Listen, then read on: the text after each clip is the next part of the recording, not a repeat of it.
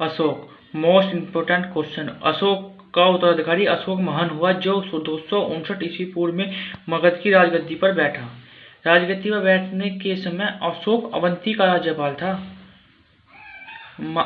मास्की एवं गुजरा अभिलेखों में अशोक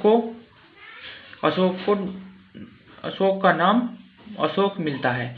261 पूर्व में कलिंग पर आक्रमण कर दिया और इसकी राजधानी तोसली पर भी अधिकार कर लिया। पुराणों में अशोक को अशोकवर्धन कहा गया है।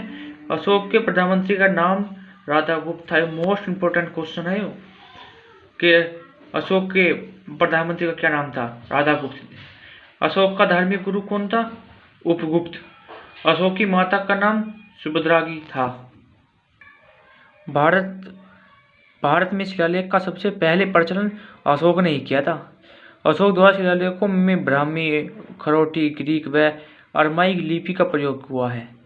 अशोक के शिलालेख 1837 ईस्वी में सर्वप्रथम जेम्स प्रिंसेप ने पढ़े थे। ये भी मोस्ट इंपोर्टेंट कौन सा था कि अशोक के अभिलेख किसने पढ़े थे, कौन सा ने पढ़े थे?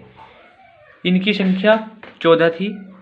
अशोक के शिलालेखों की खोज 50 ईस्वी में फैनथेलन ने की थी। ये भी मोस्ट इंपोर्टेंट खोज है कि अशोक के शिलालेख की खोज किसने की थी।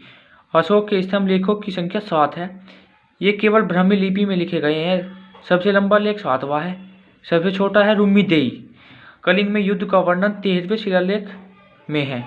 कलिंग के युद्ध का जो वर्णन है वो 13वें शिलालेख में है। अशोक के समय में मौर्य साम्राज्य में प्रांतों की संख्या 5 थी कुल।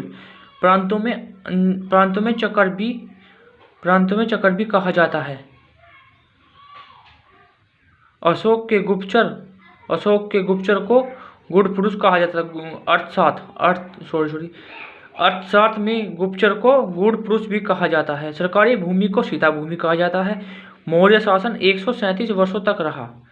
मौर्य वंश का अंतिम शासक, जो भी मोस्ट इंपोर्टेंट क्वेश्चन है, ध्यान रखना। मौर्य वंश का अंतिम शासक कौन था? बृहदर्थ। मौर्य साम्राज्य की मुद्रा पर्ण थी। यो भी मोस्ट इंपोर्टेंट क्वेश्चन है। मौर्य साम्राज्य की मुद्रा कौन सी थी? पर्ण। अशोक का नाम देवनाम प्रिय, देवताओं का प्रिय भी है। अगर वीडियो पसंद आई हो तो लाइक, शेयर और कमेंट जरूर करना।